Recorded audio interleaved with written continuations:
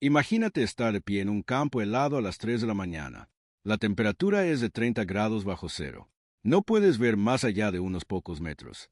Y en algún lugar bajo la nieve que se esconde bajo tus botas, hay suficientes explosivos enterrados como para destrozarte antes incluso de que oigas el sonido. Tú lo sabes. Todos los hombres que están a tu lado lo saben. Y tu oficial al mando te acaba de dar la orden de avanzar. No Gattier. No tantear con un palo. Caminar a paso normal. En fila. Porque tu gobierno ha decidido que tu vida, específicamente tu vida, vale menos que el tiempo que se tardaría en despejar este campo adecuadamente. Ya no eres un soldado en el sentido tradicional. Lo fuiste. Alguna vez. Llevabas medallas. Tenías rango. Tu nombre tenía importancia en tu unidad. Pero entonces dijiste algo inapropiado. O te retiraste sin órdenes. O alguien por encima de ti necesitaba a quien culpar por un fracaso que nunca fue tuyo. Y ahora estás aquí.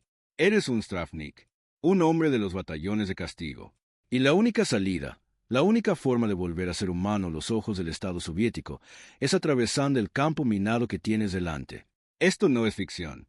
Esto sucedió. Una y otra vez. En el frente oriental de la Segunda Guerra Mundial, el escenario de destrucción humana más grande, catastrófico de la historia, la Unión Soviética creó un sistema tan brutal, tan fríamente lógico en su salvajismo, que incluso los veteranos más curtidos luchaban por describirlo sin que se les quebrara la voz décadas después. Era un sistema construido no sobre la esperanza ni el valor, sino sobre la matemática de la prescindibilidad. Y los hombres que consumió no eran criminales, no eran traidores, eran soldados, padres, ingenieros, maestros, escritores, hombres que una vez lucharon con distinción, ahora reducidos a la herramienta más peligrosa de cualquier arsenal militar. Eran los desminadores humanos, y su historia ha quedado sepultada casi tan completamente como las minas que les ordenaron atravesar. Para comprender qué eran los batallones de castigo, primero hay que entender a qué se enfrentaba la Unión Soviética en el verano de 1942. La situación era, desde cualquier punto de vista racional, catastrófica. Alemania había invadido el 22 de junio de 1941 con 3 millones de soldados, 3.350 tanques, y más de 7.000 piezas de artillería. La Operación Barbarroja fue la mayor invasión militar de la historia de la humanidad y, en sus primeras semanas, estuvo a punto de acabar por completo con la Unión Soviética. En 6 meses, Alemania había avanzado más de 1.000 kilómetros en territorio soviético. Para cuando llegó el invierno, el Ejército Rojo había perdido entre 4 y 5 millones de hombres entre muertos, heridos y prisioneros. Ejércitos enteros habían sido rodeados y destruidos. Las ciudades de Minsk, Kiev, Smolensk y Kharkov habían caído. Leningrado estaba sitiada. La Wehrmacht se encontraba a tiro de piedra de la propia Moscú. La respuesta de Stalin a esta catástrofe no fue reformar el ejército. No se trató de mejorar el entrenamiento, la logística ni el liderazgo. Su respuesta fue el terror. En el verano de 1942, mientras las fuerzas alemanas avanzaban hacia el sur, en dirección a los campos petrolíferos del Cáucaso y las riberas del río Volga, Stalin emitió uno de los documentos más infames de la historia militar, la Orden número 227, fechada el 28 de julio de 1942 y firmada por el comisario del Pueblo de Defensa, el propio Joseph Stalin. Su título era simple y absoluto: "En Shah Nazid", ni un paso atrás. La orden fue despiadadamente franca, algo poco común en las comunicaciones oficiales soviéticas. Reconocía abiertamente que la URSS corría peligro mortal. Declaraba que el Ejército Rojo había entregado a más de 70 millones de ciudadanos soviéticos al enemigo. Afirmaba que una mayor retirada equivaldría a la destrucción de la Unión Soviética y que cualquier comandante que ordenara la retirada sin autorización explícita de sus superiores era un traidor. Pero fue más allá de la condena. Creó mecanismos, estructuras, maquinaria institucional para el castigo del fracaso. Y casi al final de la orden, en un lenguaje burocrático clínico, estableció los Travnie Bataloni, los batallones de castigo. El concepto no era del todo nuevo. La Wehrmacht alemana había utilizado formaciones similares.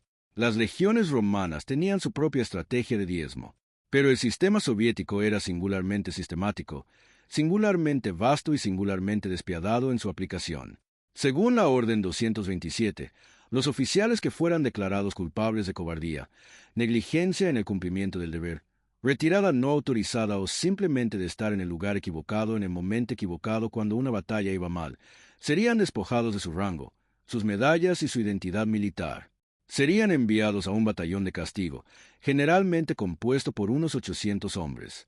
Servirían como soldados rasos, independientemente de su rango anterior. Recibirían las peores asignaciones, las posiciones más expuestas, las misiones más suicidas, y permanecerían allí, en ese batallón, hasta que se redimieran mediante un valor excepcional o resultaran heridos de gravedad que el Estado soviético considerara suficiente su sacrificio, o hasta que murieran. Para los soldados rasos que cometían delitos, existían las Strafnierati, compañías de castigo. El principio era el mismo, o pagabas con tu cuerpo o pagabas con tu vida. La magnitud de este sistema sigue siendo asombrosa incluso hoy en día. Durante la guerra, aproximadamente 428.000 soldados soviéticos pasaron por los Strafbati y Strafnierati. En cualquier momento dado, el Ejército Rojo mantenía entre 65 y 70 batallones de castigo, además de cientos de compañías de castigo. Su tasa de bajas era, según registros internos soviéticos desclasificados décadas después de la guerra, de 3 a 5 veces mayor que la de las unidades regulares del Ejército Rojo. Algunos Strafbati fueron destruidos y reconstituidos varias veces en una sola campaña.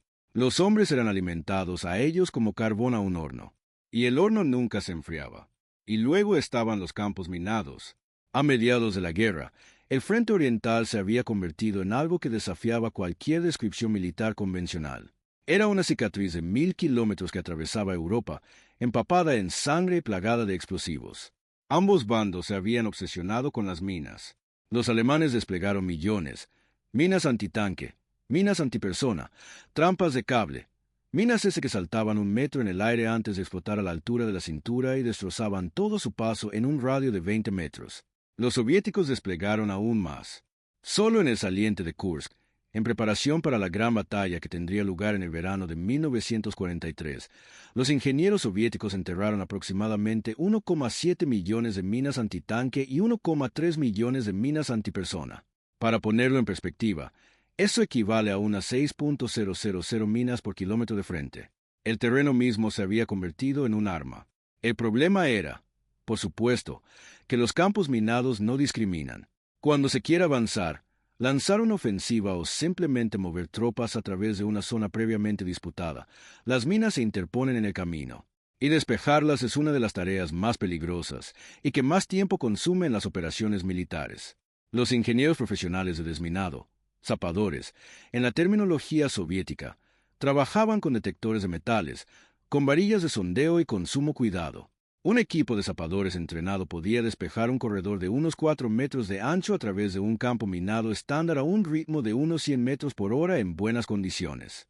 En terreno helado, en la oscuridad y bajo fuego enemigo, ese ritmo disminuía drásticamente.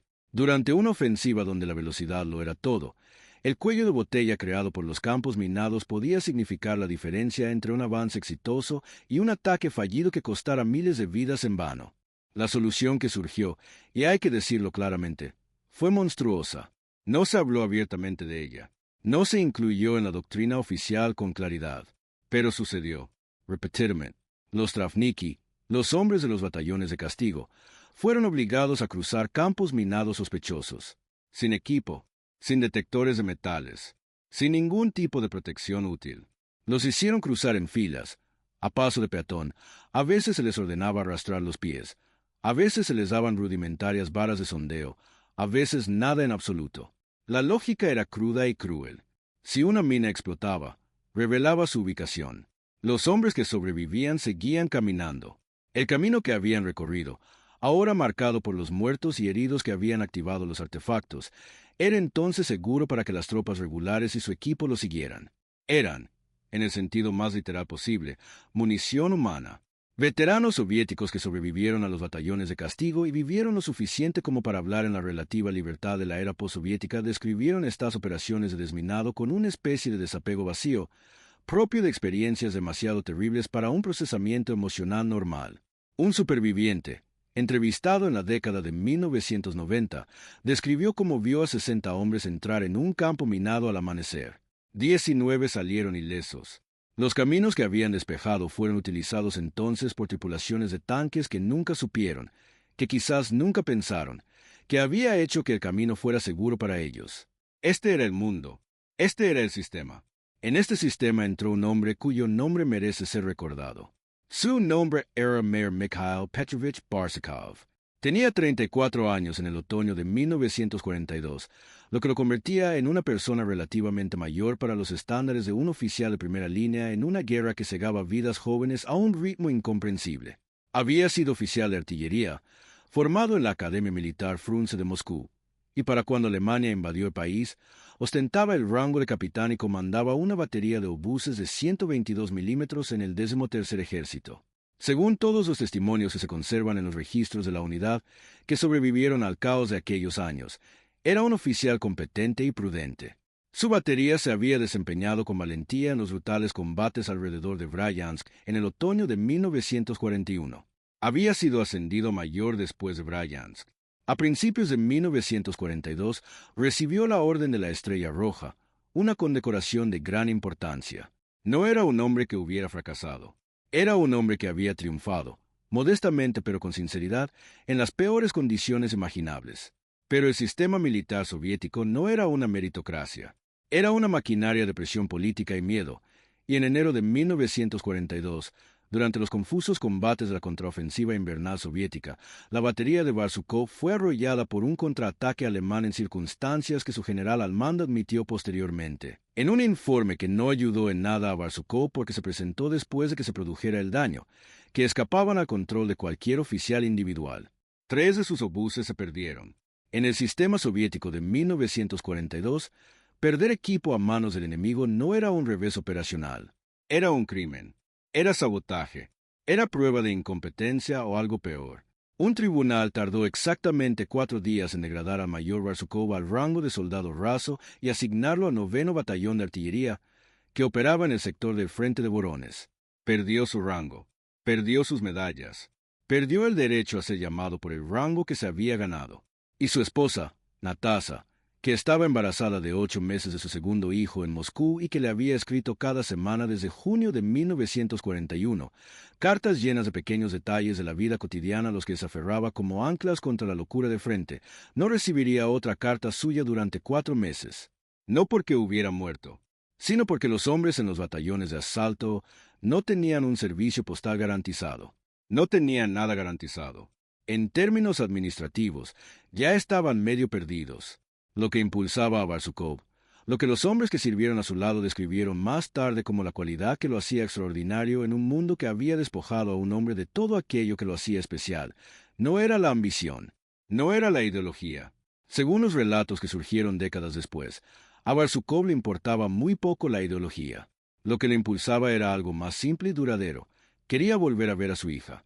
Su hija mayor, Anja, de 5 años, que le había enviado un dibujo de ella con el perro de la familia, doblado dentro de una de las cartas de Natasa, que llevó en el bolsillo interior de su túnica, pegado al pecho, durante todo su tiempo en el Strafbad. No la había visto desde el 22 de junio de 1941, el día en que comenzó la guerra. La había visto crecer desde niña pequeña a través de las cartas de su esposa. Su intención era verla crecer en persona. Esa intención, esa pequeña pero feroz ambición doméstica, era lo que separaba a Mikhail Barsukov de la desesperación que consumía a los hombres menos capaces en los batallones de castigo. Cuando Barsukov llegó al 9º Batallón de Artillería en febrero de 1942, encontró una organización a la vez coherente y disfuncional. El cuerpo permanente, los oficiales que comandaban y administraban el batallón, pero que no estaban siendo castigados, eran militares regulares, y su trato hacia los soldados variaba desde el desprecio profesional hasta el sadismo absoluto, según el individuo. Los soldados eran un reflejo del desastre militar soviético, oficiales que se habían retirado, oficiales que habían cometido errores tácticos, oficiales que habían enfadado a comisario equivocado, oficiales acusados de no mostrar suficiente entusiasmo por un ataque objetivamente suicida. Algunos eran genuinamente culpables de fallos reales. La mayoría, en la brutal aritmética de la guerra, eran simplemente víctimas de circunstancias que ni el entrenamiento ni el valor podrían haber superado. La misión del 9º Batallón, según la describió su comandante, el teniente coronel Fedorov, de mirada inexpresiva, era sencilla: Ocuparía las posiciones más peligrosas. Realizaría patrullas nocturnas en tierra de nadie. Asaltaría posiciones fortificadas que las unidades regulares no hubieran logrado tomar. Y sí, cuando fuera necesario, cruzaría campos minados por delante de las fuerzas regulares para garantizar su paso seguro. Las misiones de desminado eran las que más destrozaban a los hombres. No el combate, que al menos les daba cierta autonomía. Podían disparar, ponerse a cubierto, tomar decisiones. Cruzar un campo minado no les ofrecía nada. Kamenaban. Tenían esperanza. Escuchaban el clic que algunos decían oír una fracción de segundo antes de la detonación. Observaban al hombre a su izquierda y al de su derecha, y sabían que el siguiente paso podría ser el último, y no había absolutamente nada que pudieran hacer al respecto, salvo seguir caminando, porque si se detenían, si se giraban, si corrían, los destacamentos de bloqueo del NKVD situados detrás de ellos les dispararían allí mismo. Los destacamentos de bloqueo. Esto también debe decirse claramente, porque es una parte de la historia que a veces se omite en favor de la narrativa más cómoda del sacrificio heroico. La Orden 227 también estableció los Agraditel Triadi, destacamentos de bloqueo, unidades del NKVD posicionadas detrás de las Stravbati, a veces, también detrás de las unidades regulares, con órdenes explícitas de disparar a cualquiera que se retirara sin autorización. Estabas acorralado. El campo minado frente a ti. El NKVD Dietrich de TI. Y en algún punto de ese cálculo, el Estado soviético había decidido, encontrarías la motivación para seguir adelante. Para cuando el deshielo primaveral de 1942 convirtió la estepa rusa en un mar de lodo intransitable y suspendió temporalmente la mayoría de las operaciones militares, Barsukov ya había atravesado 2 campos minados. Había perdido a 11 hombres en esos 2 cruces. Durante el segundo, él mismo había encontrado y marcado 3 minas, guiándose por su instinto y por los conocimientos adquiridos en su entrenamiento de artillería sobre donde solían colocar los ingenieros las minas antitanque en relación con las posibles rutas de aproximación de los vehículos. No había explotado. Seguía vivo. Y estaba pensando. Pensaba porque eso era lo que Barsukov hacía en lugar de ceder. Pensaba. Observaba. Aplicaba al problema que tenía delante la misma inteligencia metódica y profesional que lo había convertido en un artillero competente, y empezó a llegar a conclusiones que, en el contexto de Stravbat, rozaban peligrosamente la insubordinación. El método de desminado no solo era cruel, sino también ineficiente. Los hombres que caminaban a ciegas por el campo activaban algunas minas, pero pasaban de largo ante otras. El camino despejado era estrecho, básicamente del ancho del cuerpo de un hombre, y las minas, incluso a 30 centímetros a cada lado, podían pasar desapercibidas. Los carriles creados por la limpieza manual nunca eran del todo seguros para los vehículos y el equipo pesado que los seguían. Había visto un tanque T-34, siguiendo un carril que supuestamente había sido despejado por los Travniki la noche anterior, detonar una mina antitanque a 50 metros de entrar en el campo, matando a su tripulación y bloqueando el carril durante horas. 23 hombres habían muerto para despejar ese carril. No habían muerto con dignidad. Y, en última instancia, sus muertes no habían logrado prácticamente nada desde el punto de vista táctico. Barsukov comenzó a hablar con otros hombres del batallón. No de forma temeraria. No era un hombre temerario, sino con cuidado, en voz baja, en los momentos previos al sueño, cuando los guardias estaban menos atentos a las conversaciones. Descubrió que entre los Travniki había 2 antiguos ingenieros de combate, uno de los cuales tenía formación como zapador desde antes de la guerra.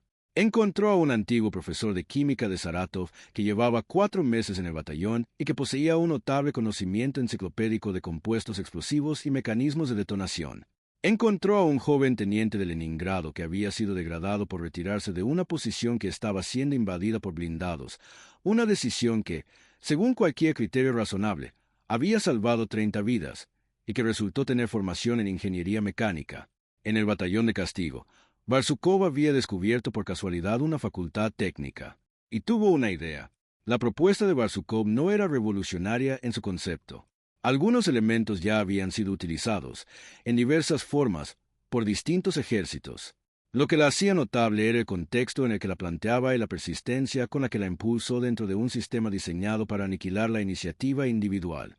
Su objetivo era desarrollar un método sistemático para la detección y desactivación de minas que redujera, aunque no eliminara, la exposición de los hombres que realizaban las labores de desminado. Quería utilizar el conocimiento, más que la fuerza física, como principal herramienta. Su razonamiento se basaba en lo siguiente: las minas no se colocaban al azar, sino que los ingenieros las colocaban siguiendo una lógica. Las minas antitanques se ubicaban donde se preveía el paso de los tanques, a lo largo de las rutas de aproximación naturales, en los huecos entre los accidentes geográficos y en los puntos estratégicos. Las minas antipersonas se colocaban para proteger las minas antitanque y para causar bajas entre las tropas de infantería que realizaban labores de desminado. Las minas S, las minas Chu alemanas que detonaban a la altura de las piernas, se colocaban a intervalos irregulares para interrumpir las operaciones de desminado y generar parálisis psicológica. Si se comprendía la lógica, se podía anticipar el terreno antes de entrar en él. La clave residía en el antiguo zapador de su grupo informal, el sargento Volkov, originario de Odessa, que había trabajado en la construcción antes de la guerra y comprendía la forma en que los ingenieros analizaban el terreno. Volkov podía observar un tramo de tierra, la inclinación de una pendiente, la posición de una línea de árboles, la ubicación de un canal de drenaje natural, y estimar con bastante precisión dónde se concentraría la mayor y la menor densidad de minas. No siempre acertaba, pero lo hacía con mucha más frecuencia que por azar. Barsukov también abogó por el uso de largas varillas de sondeo, postes de madera de 2 a 3 metros, que permitían sondear el suelo frente a uno con el brazo extendido en lugar de bajo los pies. Esta era la técnica estándar de los zapadores. En un Strafbat nunca se había considerado necesario proporcionar dicho equipo a los hombres enviados al otro lado.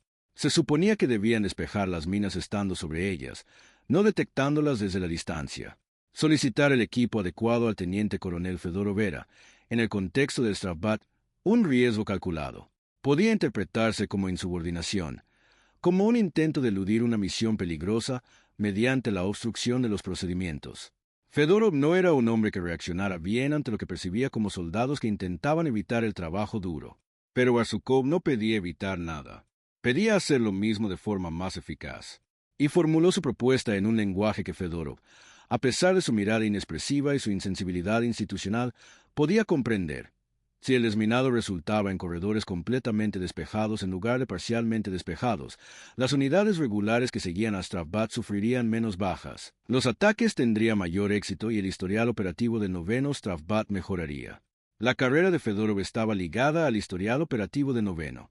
Le entregó a Barsukov sus varillas de sondeo, 12 de ellas, hechas con restos de madera. No le dio nada más, ni detectores de metales.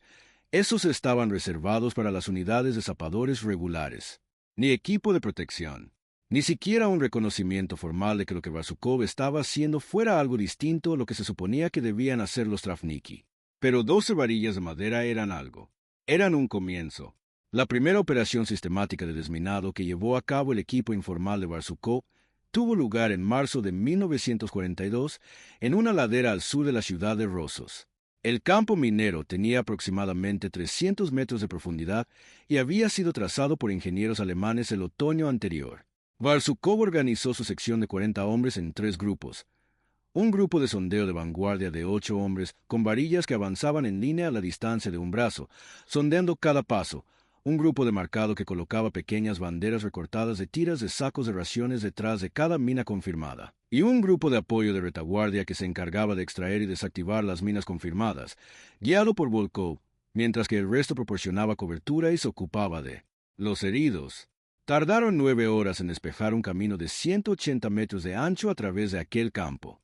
La doctrina estándar de Strafbat, avanzar con tropas a pie, habría tardado quizás 90 minutos para el mismo ancho. Fedorov no estaba satisfecho con la diferencia de tiempo, pero el camino que despejó el equipo de Barsukov estaba limpio. Cuando la infantería regular y luego una compañía de tanques ligeros de 70 lo atravesaron a la mañana siguiente, no hubo explosiones. Nadie murió en el cruce. El ataque más allá del campo minado, aunque finalmente fracasó por razones totalmente ajenas a la remoción de minas, utilizó el camino para lograr una penetración que no habría sido posible con un sendero estrecho e inestable. Fedorov no dijo nada, pero dejó que Barsukov continuara. Durante los 6 meses siguientes, Barsukov perfeccionó y enseñó. Entrenó a hombres no solo en técnicas de sondeo, sino también en la lectura del terreno. Impartía por las noches lo que equivalía a charlas informales, utilizando sus conocimientos de química sobre el comportamiento de los explosivos para explicar cómo los distintos tipos de minas respondían a diferentes estímulos, qué minas podían extraerse de forma segura y cuáles tenían mecanismos antimanipulación que convertían la extracción en una muerte segura, cómo las bajas temperaturas afectaban la sensibilidad a la detonación y cómo el deshielo primaveral alteraba por completo el comportamiento de las minas. En un batallón de castigo en el peor frente de la historia de la humanidad, dirigía una escuela. Otros hombres de Strabbat pensaban que era brillante o que estaba loco. Posiblemente ambas cosas. En un mundo de muerte arbitraria y brutalidad institucional, lo que Barsukov hacía, aplicar el pensamiento sistemático a la supervivencia, era casi transgresor. El sistema había decidido que estos hombres eran prescindibles. Él se comportaba como si no lo fueran. Resultó herido en junio de 1942. Un fragmento de un proyectil de mortero le alcanzó en el hombro izquierdo durante un enfrentamiento, no una operación de desminado, sino un asalto de infantería convencional a una posición de suministro alemana. La herida fue lo suficientemente grave como para requerir hospitalización. Según la normativa militar soviética, una herida de combate en el hospital de campaña era motivo suficiente para su baja y la restitución de su rango. Cuando fue dado de alta del hospital de campaña 6 semanas después, debería haber sido reasignado a una unidad regular con el rango de mayor. Regresó al 9º Strabbat, voluntariamente, para terminar lo que había empezado. La gran prueba llegó en el verano de 1943. Para entonces, Barsukov había sido restituido oficialmente a su rango 2 veces y había regresado voluntariamente en ambas ocasiones, una situación prácticamente sin precedentes que causó considerable confusión burocrática y que finalmente se resolvió cuando un oficial del cuartel general del Frente de Borones simplemente anotó en su expediente que su estatus era irregular y no añadió nada más. Era un hombre en un limbo administrativo. Además, para entonces, era el experto de facto en desminado no solo del 9º Batallón de Desminado, sino de todo el sector divisional. El verano de 1943 trajo consigo la batalla de Kursk. Decir que Kursk fue grande es como decir que el Océano Pacífico está mojado. Fue la mayor batalla blindada de la historia. Por parte alemana, la Operación Ciudadela desplegó más de 900.000 hombres, 2.700 tanques y 2.000 aviones en una ofensiva diseñada para eliminar el saliente de Kursk, una protuberancia hacia el oeste en las líneas soviéticas de aproximadamente 250 kilómetros de ancho y 150 kilómetros de profundidad. Por parte soviética, el mariscal Georgy Zhukov y el Stavka habían anticipado la ofensiva con meses de antelación. Habían preparado el sistema defensivo más elaborado jamás construido, con 8 cinturones defensivos separados, miles de kilómetros de trincheras y una cantidad extraordinaria de minas, 1,7 millones de dispositivos antitanque y 1,3 millones de dispositivos antipersonal, enterrados en patrones tan densos que en algunos sectores el suelo contenía más metal que tierra. El plan soviético consistía en absorber y desbaratar la ofensiva alemana en defensa, para luego lanzar una contraofensiva masiva y recuperar el territorio perdido en 1942. Sin embargo, la contraofensiva, las operaciones Kutuzov y Rumiantsev, requería que las fuerzas blindadas y la infantería soviética se movieran con rapidez para aprovechar las brechas antes de que los alemanes pudieran consolidar nuevas líneas defensivas. Y la rapidez en el movimiento implicaba despejar rápidamente los campos minados que los propios soviéticos habían colocado. Campos minados cuyos registros eran incompletos, cuyas posiciones reales a veces se desplazaban con las inundaciones primaverales, y cuya ubicación era conocida solo de forma aproximada incluso por los ingenieros que los habían colocado. El 9º Batallón de Artillería fue asignado al sector del 13º Ejército, en el flanco norte del saliente de Kursk, operando en la zona que se convertiría en la vía de acceso a la ciudad de Orel durante la contraofensiva soviética. El 5 de julio de 1943, día en que comenzó la ofensiva alemana con masivos ataques blindados desde el norte y el sur, el 9º ocupó posiciones defensivas y esperó. Las minas que los rodeaban le servían de protección. Pero pocas semanas después, esas mismas minas se interpondrían entre ellos y el objetivo. Barsukov aprovechó el periodo defensivo para hacer algo sin precedentes: cartografiar el terreno. Trabajando con Volkov y los 2 miembros supervivientes de su grupo técnico original, el profesor de química había fallecido en primavera, una pequeña tragedia que Barsukov anotó al margen de un formulario de solicitud, ya que era el único documento a que tenía acceso. Creó mapas esquemáticos de los patrones de minas en su sector basándose en los registros de colocación de minas, tal como estaban disponibles, y en su propia observación de las diferencias entre el terreno real y la documentación oficial. Entrevistó a los equipos de zapadores que habían colocado las minas. Recorrió el perímetro de cada campo con sondas para confirmar los límites. Creó, en papel que le suplicó al administrativo del batallón, una imagen del campo minado tal como existía en realidad y no como se suponía que debía existir. Cuando la contraofensiva soviética comenzó el 12 de julio de 1943, simultáneamente con el punto álgido del asalto blindado alemán en Prokhorovka, al sur, Barsukov estaba preparado. El 9º Batallón de Desminado recibió la orden de despejar pasos a través de 3 cinturones de minas distintos en su sector para permitir el paso de una brigada de tanques para la fase de explotación de la operación. Según la doctrina estándar de desminado de los batallones, esto habría significado enviar líneas de hombres a pie a través de 3 campos. Las bajas habrían sido catastróficas. Los corredores, suponiendo que sobrevivieran suficientes hombres para abrirlos, habrían sido estrechos e inestables. Lo que ocurrió, en cambio, fue algo que los contemporáneos escribían en registros de la unidad que permanecieron clasificados durante décadas, describieron con asombro apenas disimulado. Los equipos de Barsukov avanzaron hacia el primer cinturón minado utilizando las rutas de acceso que él había trazado, corredores donde la densidad de minas era menor según sus meses de análisis. Marcaron y extrajeron las minas en lugar de detonarlas. Trabajaron en grupos coordinados con responsabilidades superpuestas para que el sondeo fuera exhaustivo y no aleatorio. En 4 horas, despejaron 3 pasajes, cada uno de 8 metros de ancho, suficiente para un tanque, a través del primer cinturón minado. Sus bajas fueron 3 hombres heridos. Ninguno muerto. El segundo tramo fue más difícil. Los mapas eran menos fiables allí, y Volkov, mientras sondeaba por delante de su grupo, activó una mina alemana que, según los registros, no debería haber estado allí. La mina le atrapó el pie derecho. Siguió sondeando sentado, negándose a evacuar hasta completar el paso, utilizando la pierna que le quedaba y la vara para continuar con el método sistemático que él y Barsukov habían desarrollado juntos. El paso se despejó en 6 horas. 8 hombres resultaron heridos. 2 murieron. Para 3 pasos minados en un campo de batalla bajo fuego de artillería intermitente. Fue una tasa de bajas extraordinaria desde cualquier punto de vista comparativo. El tercer cinturón fue el peor. Los registros soviéticos indican que los ingenieros alemanes lo habían colocado siguiendo un patrón que violaba deliberadamente la doctrina de colocación lógica en la que se basaba el sistema de Barsukov, una disposición irregular y contraintuitiva diseñada específicamente para frustrar los intentos sistemáticos de despeje. Los equipos de Barsukov lo alcanzaron en lo que debería haber sido un corredor de baja densidad, y perdieron 5 hombres en los primeros 10 minutos. Los retiró. Reconsideró la estrategia. Envió equipos de reconocimiento por los flancos del campo en lugar de atravesarlo, buscando los bordes reales, la lógica real de lo que los ingenieros alemanes habían estado pensando. La operación duró 9 horas.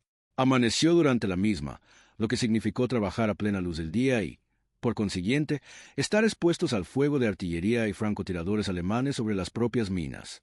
3 hombres más murieron por fuego de artillería ajeno a las minas. Pero el paso quedó despejado. A las 7:30 de la mañana del 14 de julio de 1943, los primeros tanques 34 del 19º Cuerpo de Tanques atravesaron los pasos que el 9º Batallón de Artillería había despejado, dirigiéndose hacia Orel. Cruzaron 3 cinturones de minas sin que se perdiera ni un solo vehículo. Recorrieron un terreno que los hombres habían asegurado con sus propias manos, su conocimiento y su negativa, a pesar de todo lo que el sistema les había hecho, a aceptar que sus vidas fueran meras herramientas. Barsukov se encontraba al borde del último pasaje y observaba el paso de los tanques.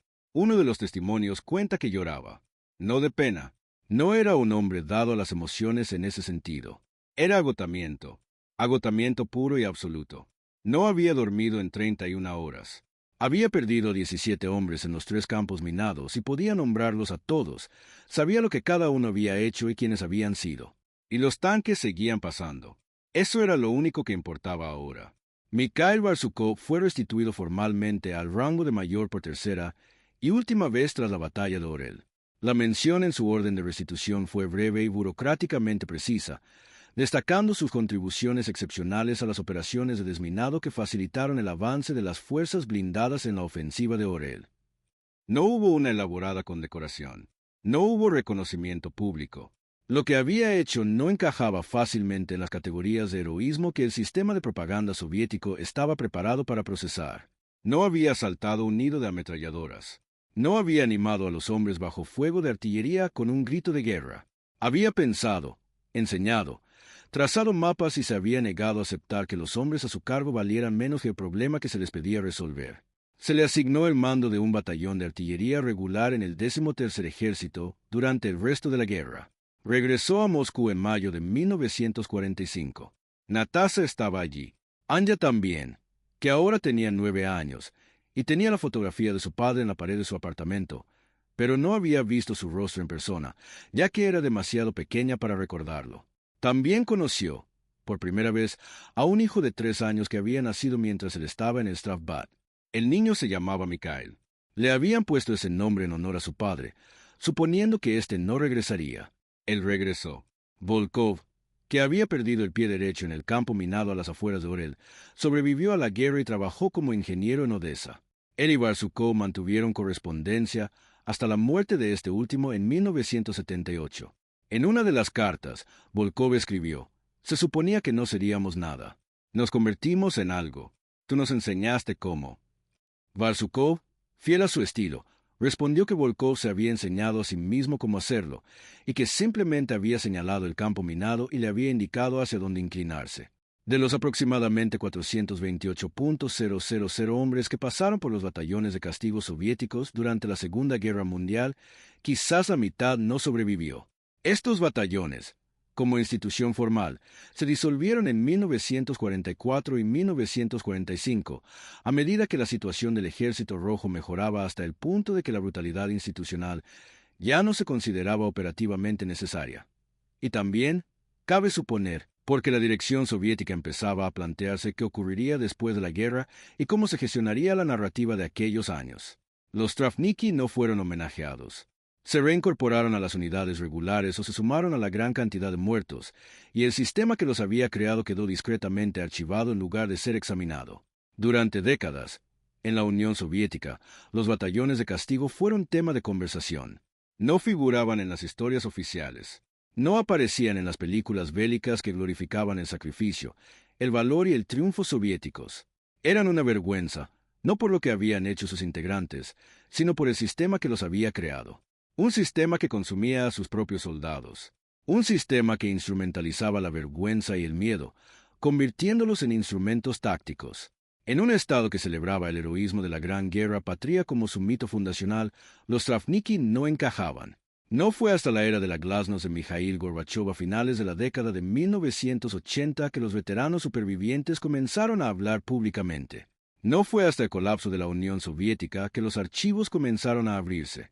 No fue hasta las décadas de 1990 y 2000 que la imagen completa, no oficialmente, no completamente, pero sí sustancialmente, comenzó a emerger.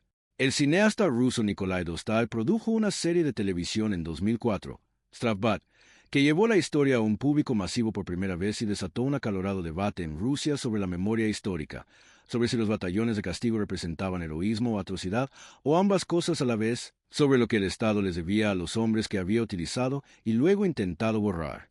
La respuesta es ambas cosas a la vez. Esa es la incómoda verdad. En muchos casos, a los hombres de los batallones de castigo no se les castigaba por fracasar. Se les castigaba por la incapacidad del sistema para procesar la realidad de la guerra moderna, por la necesidad institucional de atribuir culpas en situaciones donde la culpa era irracional, por el terror político que recorría la estructura militar soviética como una corriente letal si se hacía contacto equivocado en el momento equivocado. Muchos de ellos eran hombres que, en cualquier sistema militar racional, habrían sido reconocidos por lo que eran. Soldados que hicieron lo mejor que pudieron en circunstancias imposibles. Y también fueron, de verdad, extraordinarios. No por lo que les hicieron, sino por lo que hicieron a pesar de ello. En las minas, en el lodo y bajo el terror de ser hombres que el Estado había decidido prescindibles, encontraron la manera de sobrevivir. Encontraron la manera de luchar. Encontraron la manera de ser útiles y competentes. Y en algunos casos, como en la historia de un mayor de una batería de artillería que llevaba un dibujo de su hija pegado al pecho y se negaba a dejar de pensar. Encontraron la manera de convertir su condición de prescindibles en algo que salvó la vida de otros hombres. El Frente Oriental de la Segunda Guerra Mundial cobró la vida de entre 25 y 30 millones de ciudadanos soviéticos. Es una cifra tan grande que pierde sentido en abstracto. Hay que encontrar al individuo dentro de ese número. Hay que encontrar al hombre que lleva el dibujo. Hay que encontrar a Volkov sondeando con su pierna restante. Hay que encontrar a los Travniki que se adentraban en campos minados antes del amanecer, en la oscuridad y el frío, sin nada entre ellos y las minas salvo una vara de madera y un conocimiento adquirido con esfuerzo a través de la experiencia y transmitido por un hombre que se negaba a creer que no valía nada. En cierto modo, los campos minados que despejaron siguen ahí.